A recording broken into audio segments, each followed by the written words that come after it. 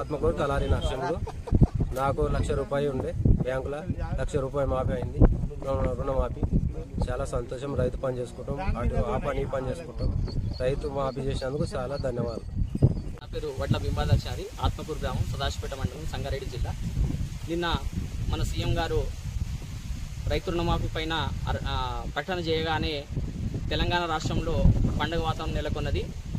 Congress party Warangal డిక్లరేషన్లో ఇచ్చిన వాగ్దానం మేరకు ఈ యొక్క రుణమాఫీ పైన కాంగ్రెస్ పార్టీ ఏకకాలంలో 2 లక్షల రుణమాఫీ చేయడం జరిగింది.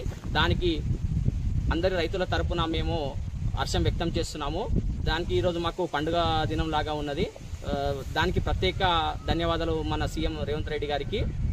అలాగే కాంగ్రెస్ పార్టీ అంటేనే మనము ప్రతి ఒక్కటి మాట ఇస్తే తప్పని పార్టీ కాంగ్రెస్ పార్టీ. గత సీఎం గారు రాజశేఖర రెడ్డి గారు కూడా ఏకకాలంలో రుణమాఫీ చేయడం జరిగింది. తర్వాత ఏ ముఖ్యమంత్రి కూడా ఏకకాలంలో రుణమాఫీ చేసిన దాఖలాలు లేవు. నెక్స్ట్ మళ్ళా తర్వాత అదే కోవలో ఆయన బాటలో నడిచిన మన సీఎం రేవంత్ రెడ్డి గారే నెక్స్ట్ ఏకకాలంలో రుణమాఫీ చేయడం జరిగింది. దీనికి మాట తిప్పని నాయకునిగా రేవంత్ రెడ్డి గారు మరోసారి చాటుకున్నారు.